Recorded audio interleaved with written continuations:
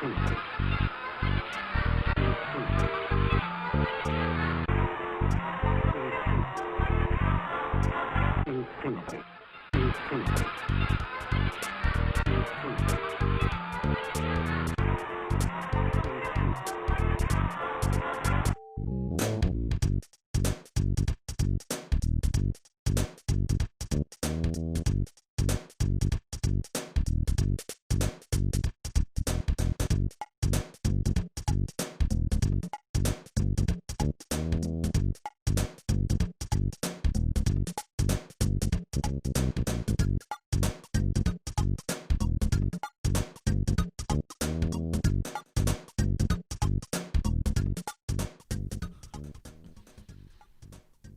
stupidest show we watched when we were kids was that our parents were just Ren like, and Stimpy. why are they watching Ren and this Stimpy. crap? Or Cow and Chicken.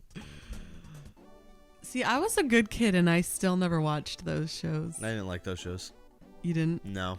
You know liked what? Dexter's Laboratory. I did not like Cow and Chicken. You know, the only episode I remember of Cow and Chicken is they went to like visit Cow's family or somebody's family, and when they ate dinner, they would just chew this big old thing and then spit it out and then give it to the next person to chew and then spit out. And That's really gross. yes, and that is that's my only memory of Cow and Chicken. That and that you only see the parents' legs, I think. Hello, everybody, and welcome to the Cabletime Podcast. I hope you're all enjoying the conversation so far. My name is Zach Scroy, and I'm here with the lovely, beautiful Jordan Scroy, my wife. Thank you for coming on the show today, Jordan. How are you doing? Thanks for having me. I'm doing pretty good. It's around my bedtime. Yes, it is past your bedtime about right now, but we needed to try this puppy out. Yeah. Hit the ground running. So tell me why we're here today, Jordan.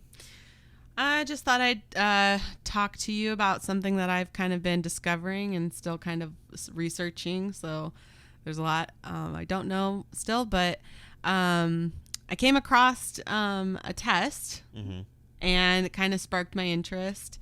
And it is called the How Agreeable Are You test. And I took it, and to my surprise, not really, sarcasm, I was highly agreeable. And yeah, that's not a surprise to me. But what was a surprise to me was I didn't even know that was a thing. Mm-hmm.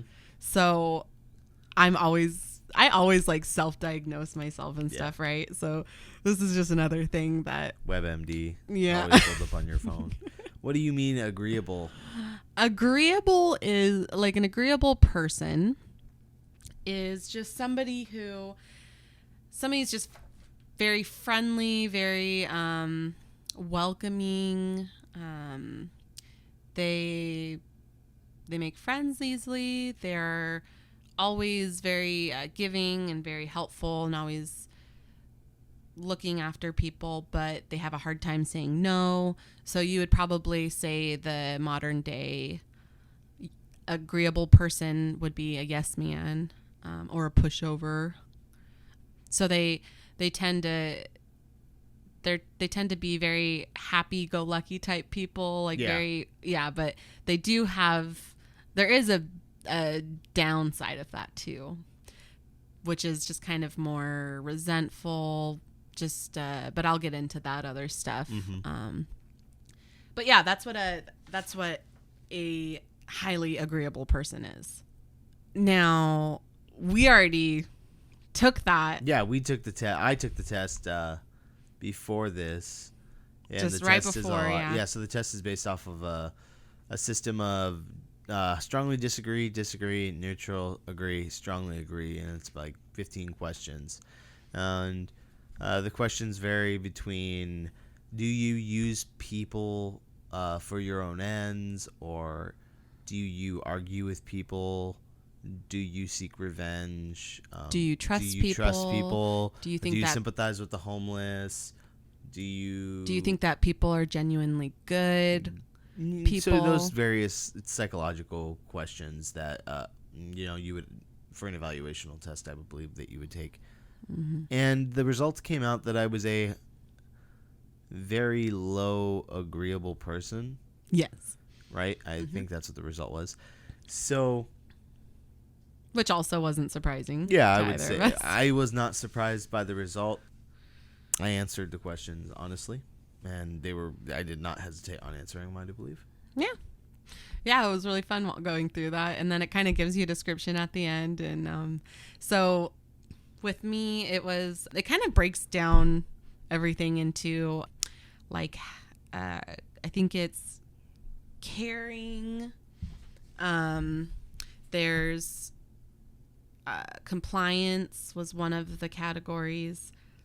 Trusting was one of them, and then sympathizing was one of them, and then I forgot what the other one is. But for me, I was like high on all of those except for the sympathy one, which is very weird, understandable though. But totally it's something true. I totally see, because anytime that we've had a disagreement, usually what ends up happening is if things go a little too far on either end and somebody gets hurt, you don't immediately bounce back. It takes a little longer for you to. Yeah, I almost shut down all my emotions. Yeah, I think it's just arguments, overload. But that, and then also, when people come to me and let's say they're crying, they're the ones that something happened, their mom died, something bad happened to where they need somebody to comfort them. Although I feel so sad for them, I just never feel like I'm the person that they need, or like I just, it's hard for me to fill that position for them, just because I feel like I have a hard time finding the words to say, to sympathize with someone and give them the right advice. But yeah, other than that, everything was pretty high on the scale. So a highly agreeable person, this is just some facts about them that I found. They tend to be very trusting, selfless, and they take joy in it, which is, I agree. Right, it's something I enjoy doing. Yeah. I'm constantly doing stuff, and sometimes it drives Zach crazy because he sees that I'm stressed. Yeah. And then, but what I'm doing is something that's going to like bring me joy once it's done, I guess, or maybe doing it. And I just see it as you have too much that you keep adding to your plate. And you already have a full plate, and you don't deal with everything that's already Nothing present. else. Yeah. Get along well with others. Popular. Wouldn't say, I would not define myself as a popular person, but I if the setting is right, I tend to be like the center of attention, I would say. Yeah, you definitely have that want to be the center of attention, not like as a desire maliciously, but more so I think you just see an opening, and it's your fun. Extroverted it's part of yourself. Yeah. Care for others. They display sensitivity. They are socially and emotionally intelligent, and that was a new term. That was a new term for me as well. I've never heard of emotionally intelligent before. Yeah, it's kind of a new word for me, but it kind of, I think I kind of understand it, and I believe it's more of a, like, I would like to look it up. I'll probably look it up. But my thoughts are on it that, yeah, see, so it says emotional intelligence, emotional leadership, and emotional quotient, and emotional intelligence quotient is the capability of individuals to recognize their own emotions and those of others, discern between different feelings, and label them appropriately, and use emotional information to guide thinking and behavior, and manage or adjust emotions to adapt to environments or achieve one's goal. Okay, so that's kind of cool. Yeah. That means that you're like intuitive, right? It's almost like a sixth sense for the room. And we both grasp that, and I think we grasp it in different ways. Like, I think you get it on a superficial level where you can feel a room out, and then I get it on a deep, like, personal level with people. Oh yeah, totally. So I get like vibes from them. Mm-hmm. Like, so we make a good combination. But I also can see the individual as well. Yeah, no, I would but totally agree. I think that is why sometimes I get frustrated in if there is something like I want to say like a argument gets kind of sprung up or something. Is it one that you're not involved in? I don't know. Okay. So it's frustrating to me when I know that someone is feeling a certain way, but they're denying it and insisting that I am in fact something. Yeah, Like, so they're basically not telling you don't dig, but they don't want to be. They see themselves as being rude if they tell you to not talk about it, but they still won't say that, which makes it even worse because they're just being immature about it. That's how I perceive that. Yeah. I don't know. I guess that's Anyways, something I want to look into as well. So you were saying about how... Yeah, so they're emotionally intelligent and they form friendships easily. Yeah. That's kind of what I was saying. So those are the good qualities of it. And on the surface, those look very kind of good. Like, you're a happy person. And that's typically, that's on the surface, that's what it is.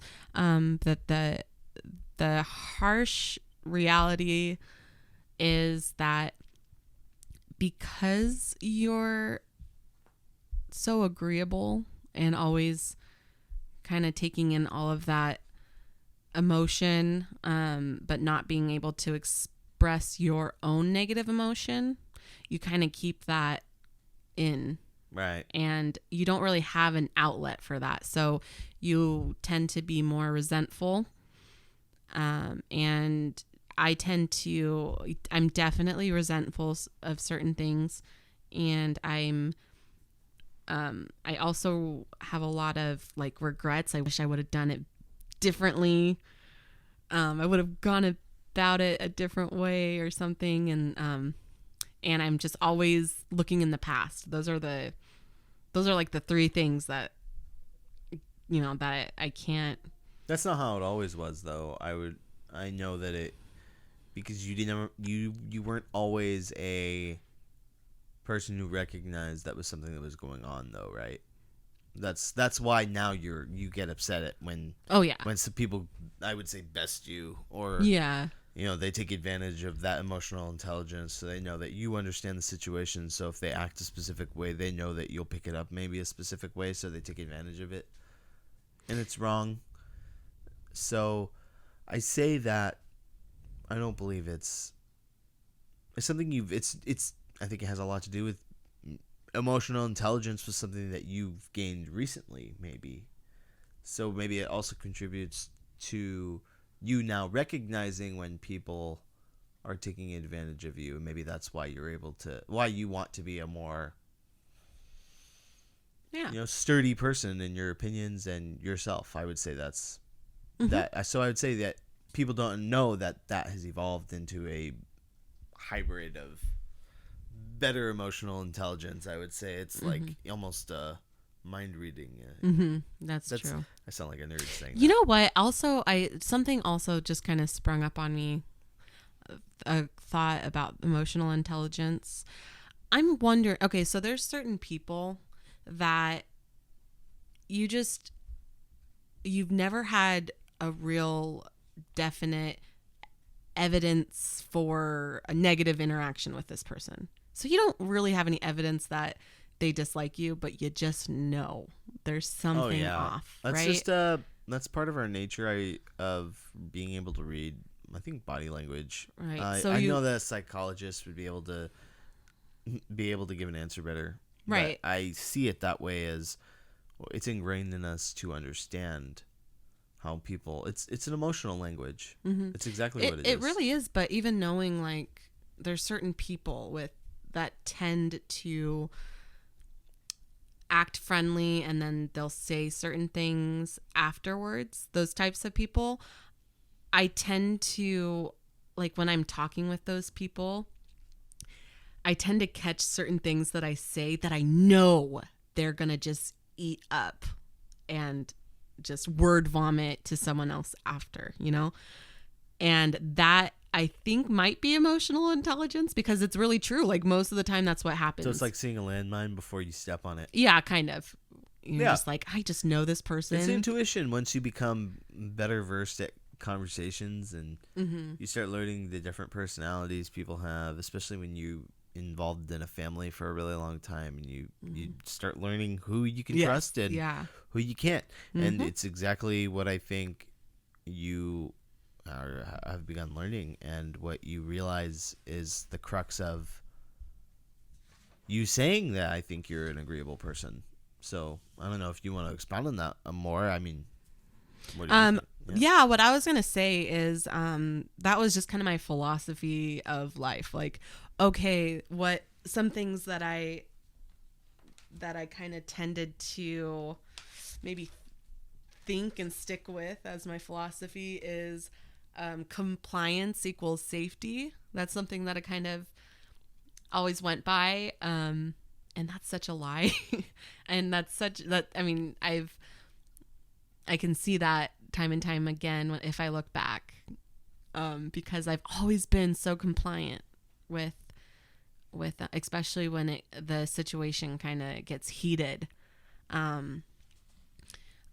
which has happened a few times. And I tend to just kind of, what is the term, like turtle? I mean, yeah, you recluse into yourself. There we go.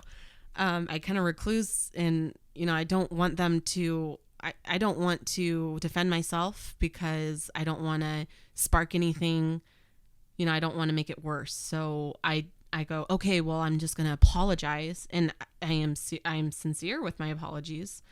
And it tends, and in my experience, it tends to that person tends to just kind of take that apology and run with it, and kind of like leave me there like, what? Oh, because when I apologize, it's my way of being like, I'm sorry, and I would hope that you would forgive me as well, and we can be good. But in my experience, it's, I'm sorry, and then I forgive them first. Then the wall's there. Like, yeah, I forgive them before they even let me know that they're sorry at all. And so they think that, oh, okay, she's admitting that she's wrong and I'm right, and I'm just going to go with that. And, and then I go, oh, but there's no closure. Now I have a broken relationship, and I'm the bad guy in someone's book, but I didn't even get to explain my side of it. So that's a problem that I've kind of found myself going down. And through that, somebody told me once, you teach others how to treat you. Oh, it's totally true. It is totally true that people learn how they're supposed to interact with you by watching who interacts with you. Mm-hmm. So new people, like you may run into somebody that you've never met before, and they may be acquaintances of somebody you know, and your friend may be really buddy with you, and they may make fun of you, and you guys just have that relationship, and by the end of the day, this new person's starting to make fun of you like that, and you catching on, and those kind of people, you have to immediately you have to tell them, hey, not cool. And so that's somebody who adapts to that really quickly. Like that's a manipulative person. You think? Yeah, I would say that's somebody who's also emotionally intelligent and can take advantage of situations. Oh yeah. So, somebody who warms up too quickly and starts to kind of domineer you in a way. Yeah, it's manipulative. Yeah, totally. Yeah, that's manipulative people, I would say, are able to read rooms and understand people's emotions, and they are able to make the connections for relationships so they know where to intercept. It's funny that you say that, because when I was looking into this whole agreeable person, it said that people who are malicious are just attracted to you. They just cling to you because they know they can take over. Oh yeah, and that's the whole. It's insane how quickly it can happen too. So, I would say that. So that's somebody who's aware of that ability. Yeah. So then there's people who aren't aware that they can do that, which is almost all of us.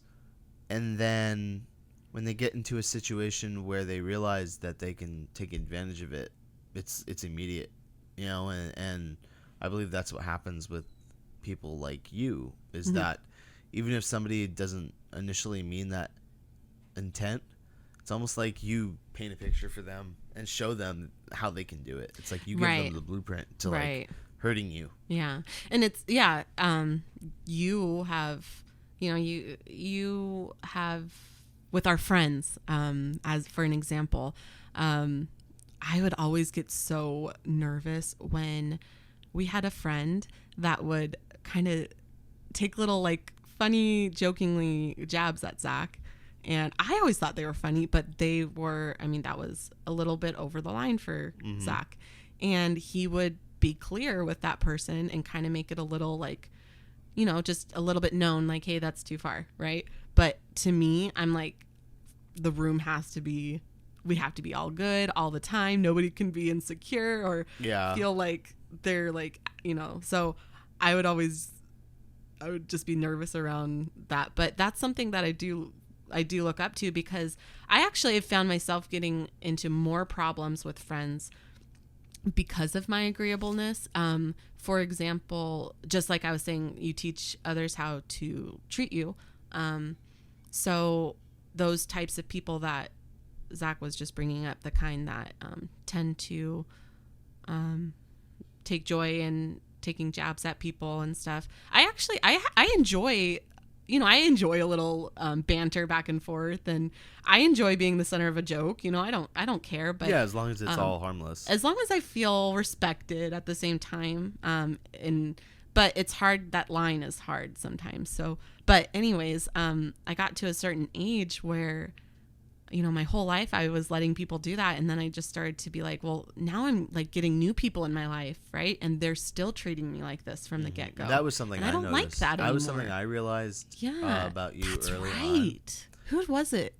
It was just, I noticed. So you were my girlfriend already. And it was all new people all the time would come in and they would just have a way of making fun of you. And there was a lot of people I straightened out in front of you. There was people I would call out in front of you, and I've had people get mad at me for calling it out too, and I've had people tell me they were just joking, and I've doubled down and been like, it's not cool. I don't think it's cool. I don't care if she thinks it's cool. I don't think it's cool. Right. Maybe that seems possessive, but it was me standing up for you. You were my girlfriend. That was important to me, and I didn't like people thinking they could talk to her however the way they wanted, because I had respect for myself, right? And so people should have respect for you. And just imagine like how much better off we would have been if we were just on the same page, because that's so important, being in a relationship, especially being married with a family. But when conflicts happen and people say things that go the wrong way or whatever, it's nice to have that backup, and I think I don't think I've ever really shown anyone that I don't have your back, but it definitely made me uncomfortable in those situations. So now I do have that respect for you. It's because I already showed you that, like, it was without a doubt. There was no question in my mind. You didn't have to convince me to come and defend that. There's no convincing needed. I care. I keep my circle really close. I was talking to somebody about this the other day, and I keep my circle close to people that I care about, and I think it has a lot to do with how I was answering those questions. And some of the questions, like, for one, I remember it was about the homeless, and it was like, do you sympathize with them? And I said neutral, and it's because I see them, a lot of them are self-enabling to a lot of the things that they do. And I know this is a tangent, but I'll bring it back for really quickly. And just about myself, I can't see myself wasting the energy on caring about people that aren't even caring about themselves. Mm-hmm. So it's the same with the people I keep close to me. I care about them and I love them. I die for these people, and I want these people to have the same respect for themselves and the same respect for me and the things that I stand up for. So when I stand up for people strongly, like you or like Andrew the other day, it's not because I'm just gung-ho for fighting. It's because you guys, I care about people who are close to me. I want everybody to understand that I have their backs, and that's why I showed you early on. I had your back. Yeah. Anyways, that was a tangent.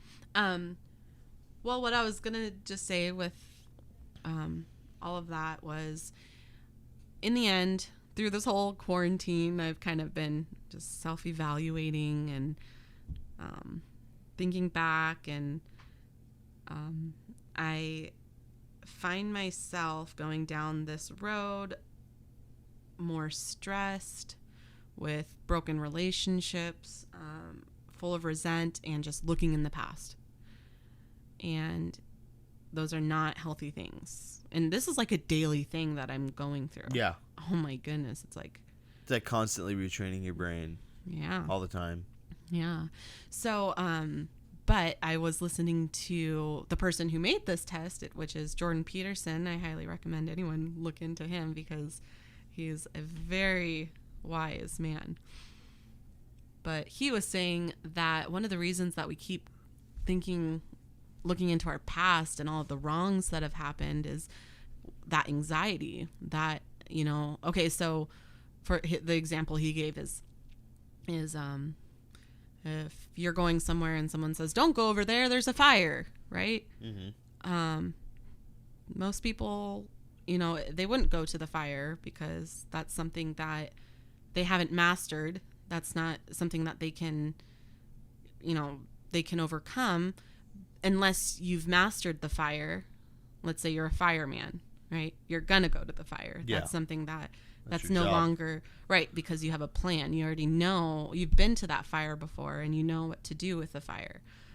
So if you take that and kind of apply it to your past, you can dissect your past, kind of look into, like, kind of break down your past into, I think 6 parts is what he said, and kind of go over them, go bullet point the emotional things that happen between, those age groups that you dissected. And then you look into what could have happened, what should have happened, what you should have done, kind of thing. And then you kind of formulate a plan. So in fact, so he says you want to take all the negative emotional memories and form them into a fully articulated plan. So kind of now I have been able to see a pattern, and obviously that pattern is the things I need to be able to change are just finding my voice. And I'm doing that. I totally am doing that. And it's a lot easier than I thought it would be. Like but a I weight think off your shoulder once you start doing it, huh? Yeah, and I think I'm in the right spot right now because Zach's family is very opinionated and they're very expressive. In a good way. In a good way. And it's like, it's kind of like, and they're so okay with discussing everything, just having a discussion. That's understanding people's stress and emotions and being able to see past that. Yeah, there are families that, sorry for cutting you off, I did. Oh, no. There are families that they don't talk about anything, and those families they just sow destruction through loose lips and backbiting and being conniving and hating people and being envious. And I've watched what that does to different families, and my mom always set an example out of how she wanted us to be, so it gives you a really strong opportunity for you to be able to speak up. Yeah, and I know that my opinion matters here, and that everyone loves me unconditionally here. And that's something that's really cool, but I'm happy that I'm here to be able to like learn more about myself and, you know, be able to apply things. Yeah. So yeah, learning my voice and kind of having more self-respect, and just being able to express my side of things. That's something that I'm going to work on, because the only problem with the relationships, at least that I've seen, is I keep things bottled up too much. And then I actually never really have my pop top on the person that's offended me or that's hurt me. Mm-hmm. So that person people, they never got to see my side of it, and experience what you had to go through. It's like it's like when you hang up, or it's like slamming the door in somebody's face. Yeah. You know, you don't know what happens on the other side of the door. You're left in your little world. Yeah. I understand. So if I could understand correctly, so the stress, you think that a lot of these things that, let me rephrase that. You feel that because of the nature that you have with being agreeable and seeing the same pattern of being agreeable causes people to notice an emotional vacuum in you, to take advantage of it, but in ways that it's not really like malicious, more so that when it comes to strife between you and that person uses that vacuum as like their out. Yes, that, yeah, so I would say that's what I think. So it's the stress of that continually happening, and maybe you not knowing how to stop it. Is that right. what you mean by like the continual stress in your life? So you're always worried about your relationships? Oh, totally. Yes. Okay. Yes. I'm always like that. And right now with the whole relationships that the most recent ones, mm-hmm. there's still just that, just a lingering, what were you, it's something off the top of my head. What were you saying before? The stress of just that constant stress that, the fear of that always repeating, right. And not knowing how to stopping the cycle. Right, because it was never, there was never closure, and it affected my entire family. Yeah, so it was just something to you. It just kept happening, and you were right. Just like, it's still happening because I know that things don't just die down. Right, it's like always a continual thing. So, or at least that's in my head. So maybe that's my insecurity speaking, but because like, everyone's looking at me kind of thing. But like, so when you're thinking about a certain thing that happened, I'm stressed thinking like, oh, these people are already thinking about that happened. Man, that's so true. I do notice that about you, because like, for example, when we would go to, a specific family member's house, we'd be driving on the way there, and then you immediately notice the shift in your persona. Yeah. And it's immediately stressed, and it's immediately just like distraught, and you really want to get out, and we haven't even gotten to the destination yet. And it was just because of the way it all links back to like upbringing. Yeah. Totally. Those are emotional scars. Those are things that's the exact imprint of reliving those things constantly. And that's you trying to figure out, how do I stop this? Mm-hmm. And now you're learning, as we've learned recently, it's literally been like the last 9 months that we have been on this, it's just pioneering through, I guess, other people's expectations of us and breaking them and setting the precedent of who we are as, Zach and Jordan, first off. Yeah. And secondly, me helping and understanding how we're going to break this area that you constantly have to come back to. And that's my desire, to see that broken, because it's caused you a lot of strife. It is literally been the thorn in your side. Yeah. As long as I've known you, that's what I would say. Not to rag on you. It's not even about just, oh yeah, Jordan has all the problems. It's not even about that. So true.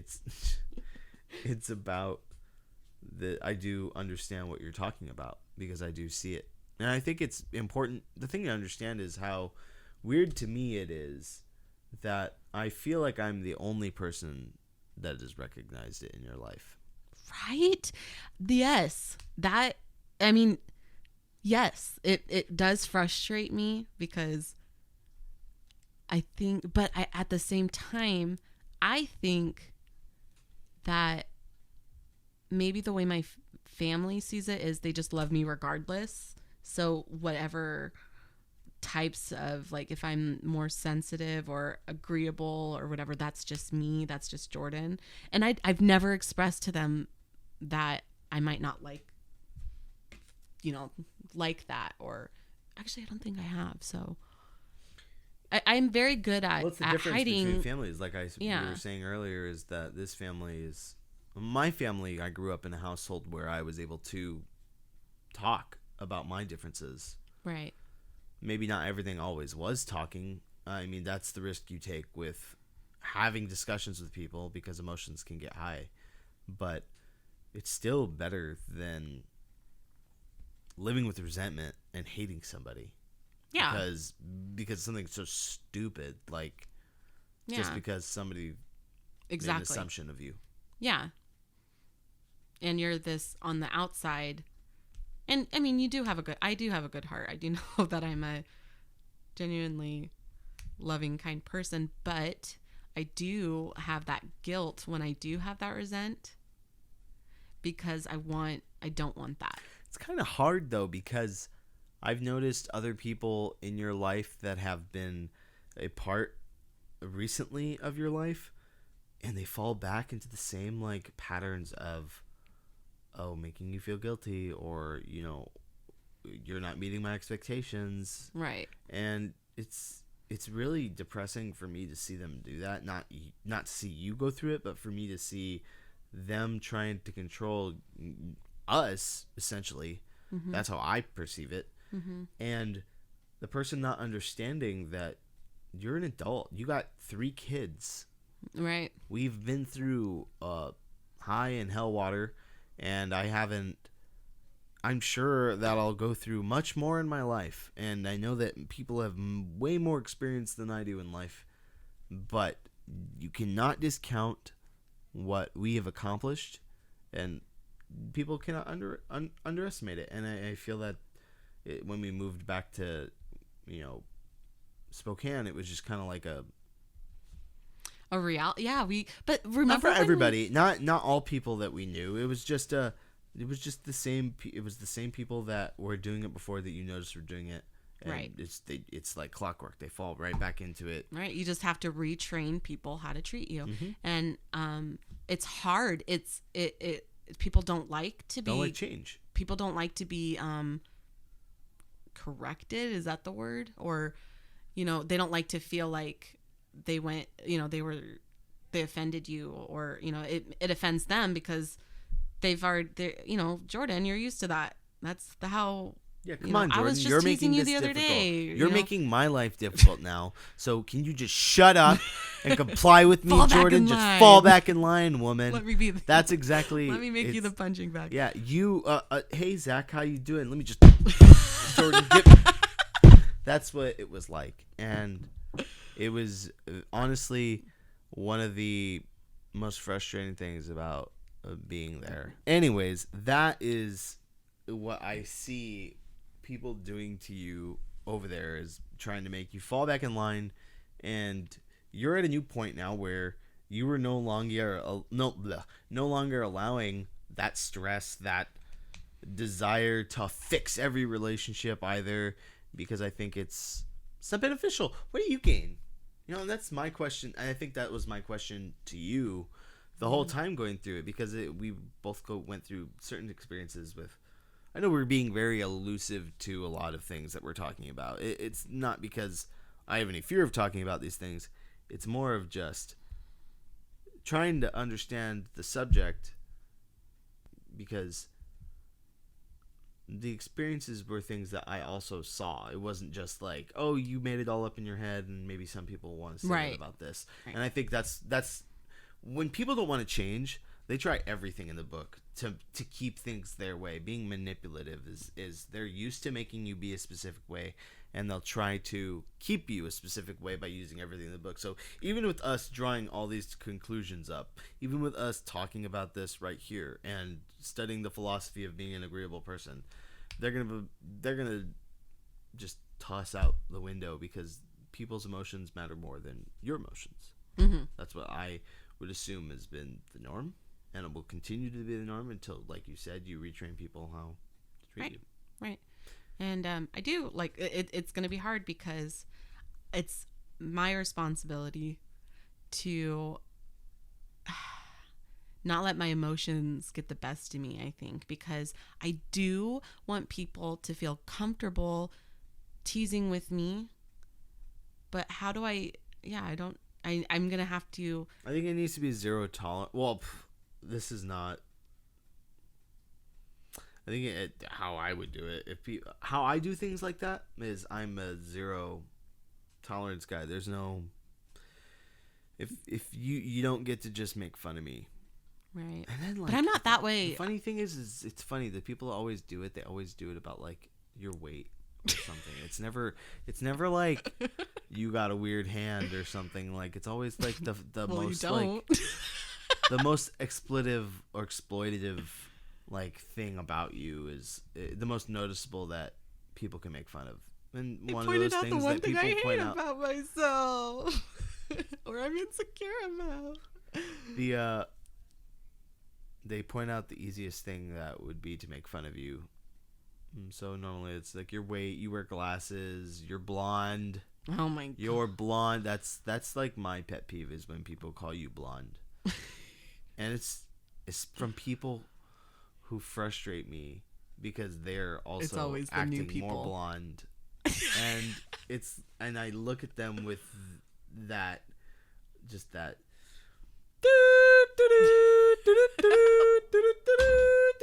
you know, it's yes. So you continue on. You were telling me the frustration was not being able to understand the change or being able to how to make the change. And John Correa would call it emotional fitness. That's what it is. Emotional fitness. I need to be able to not let my emotions get the best of me and teach people how to talk to me. And through that,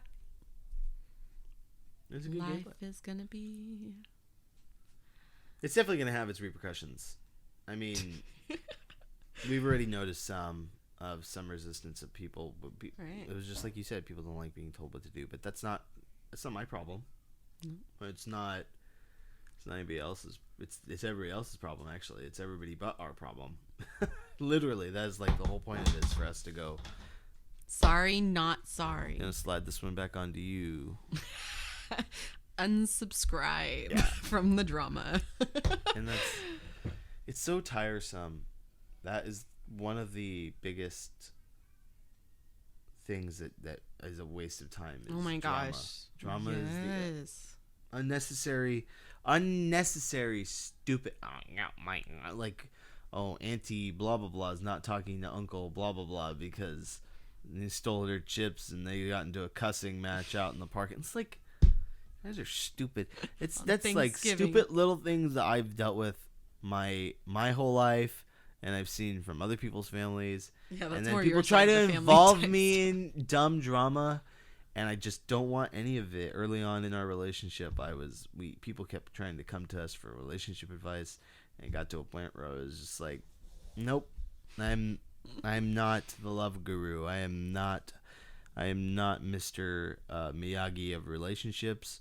I know you all thought I was never going to get married, and I did, and I bested all of you, but not my problem. Not my problem. Well, so that was my 2 cents. There's also other things that Oh yeah, that applied to this. There's the there is the agreeable test. I don't know if there's other tests. I'm gonna look into that. But there's on the total opposite spectrum would be a disagreeable person, and those range as well from low disagreeable to very disagreeable. But the very disagreeable people most likely are in jail by the time they're in their adult life. And then there's also conscientious people.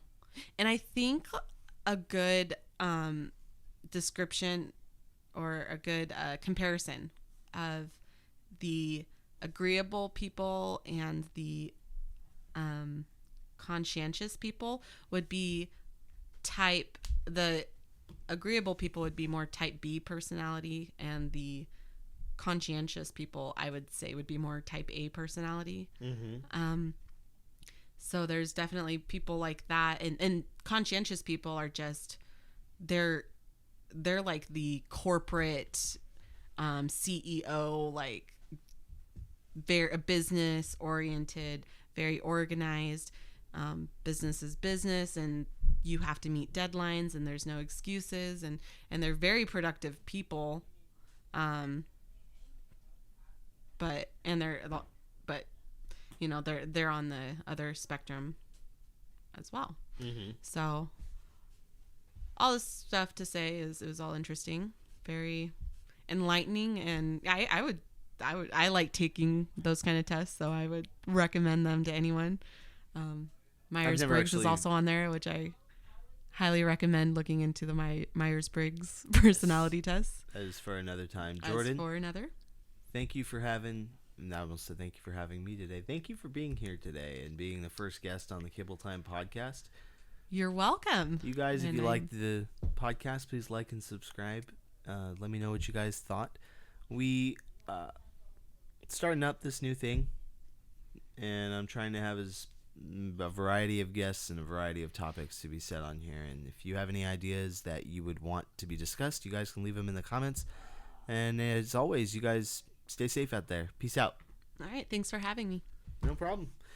I love you. Love you more. I'm